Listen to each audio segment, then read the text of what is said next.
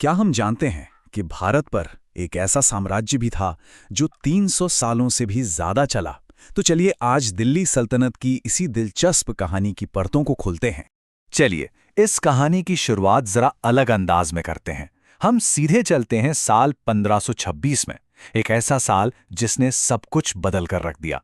इसी साल 320 साल पुराने एक विशाल साम्राज्य का अंत हो गया। लेकिन यह अंत हुआ कैसे, ये समझने के लिए हमें कहानी की शुरुआत में जाना होगा। ये देखना होगा कि इसकी बुनियाद कितनी मजबूत थी। तो इस सफर में हम 5 पड़ावों से गुजरेंगे।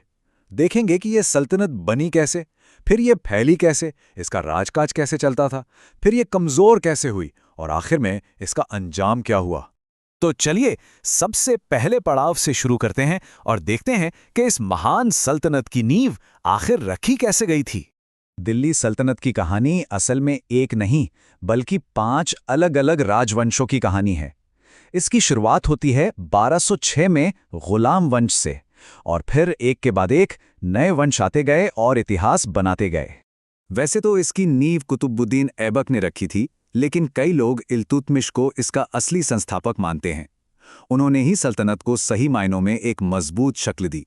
शुरुआती दौर में सल्तनत को एक करने के लिए बलबन ने एक बहुत ही सख्त पॉलिसी अपनाई, जिसे लौह और रक्त की नीति कहते हैं। मतलब साफ था, दुश्मनों और विद्रोहियों के लिए कोई रहम नहीं। अच्छा, तो सल्तनत की नींव तो मजबूत हो गई। अब देखते हैं इसके सुनहरे दौर को, जब ये अपनी ताकत के चरम पर थी। खिलजी वंश के अलाउद्दीन खिलजी ने सल्तनत का जबरदस्त विस्तार किया। उनका फॉर्मूला सिंपल था, बाजार पर सख्त कंट्रोल रखो ताकि एक बड़ी सेना का खर्च उठाया जा सके और फिर उस सेना से अपनी ताकत बढ़ाओ। खिलजियों के बाद आए तुगलक वंश के मोहम्मद बिन तुगलक, एक ऐसा सुल्तान जो वक्त से बहुत आगे की सोचता था, या शायद कुछ ज्यादा ही आगे की। कागज पर तो उनके आइडियाज कमाल के थे, जैसे राजधानी बदलना या टोकन करेंसी चलाना, पर असलियत में ये ठीक से लागू नहीं हो पाए। नतीजा ये हुआ कि खजाना खाली हो गया और लोगों को बहुत मुश्किलें झेलनी पड़ी। लेकिन बड़े बड़े सुल्तानों और लड़ाइयों के अलावा ये सल्तनत आखिर रोजमर्रा में चलती कैसे थी? चलिए अब जरा इसकी सरकारी मशीनरी पर एक नजर डालते हैं।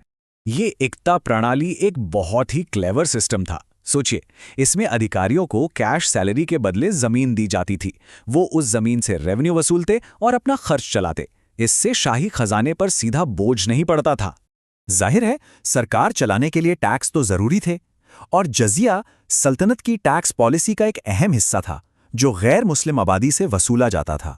सल्तनत में हर काम के लिए अलग अलग विभाग थे, मतलब फाइनेंस के लिए अलग, सेना के लिए अलग, और जो जमीन सीधे सुल्तान के कंट्रोल में थी उसके लिए भी अलग। इससे पता चलता है कि उनका एडमिनिस्ट्रेशन कितना व्यवस्थित था। हर चीज जो ऊपर जाती है वो नीचे भी आती है। तो चलिए अब देखते हैं कि ये इतना बड़ा और ताकतवर साम्राज्य आखिर कमजोर कैसे पड़ने लगा। साल 1398 में तैमूर ने दिल्ली पर हमला किया। ये सिर्फ एक हमला नहीं था, ये एक तबाही थी। उसने दिल्ली को बुरी तरह लूटा और सल्तनत को एक ऐसा जख्म दिया जिससे वो फिर कभी पूरी तरह उभर नहीं पाई। अब देखिए, इस टेबल में एक कहानी छिपी है। तैमूर के हमले के बाद जो वंश सत्ता में आए, जैसे सैयद और लोदी, वो इस बिखरे हुए साम्राज्य को संभालने की कोशिश तो करते रहे, लेकिन उनमें पहले जैसी बात नहीं थी। और इसी के साथ हम कहानी के आखिरी हिस्से पे पहुंचते हैं, वापस वहीं जहां से हमने ये सफर शुरू किया था। दिल्ली सल्तनत का आखिरी अध्याय।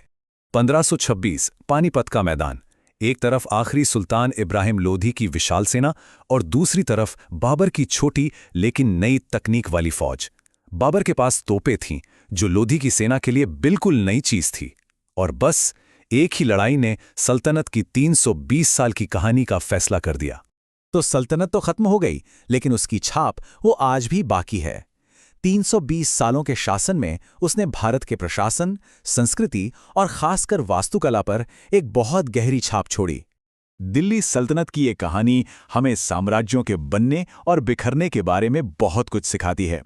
ये दिखाती है कि कैसे नई सोच और ताकत से साम्राज्य खड़े होते हैं और कैसे अंदरूनी कमजोरियां और वक्त के साथ न बदल पाना उन्हें खत्म कर देता है।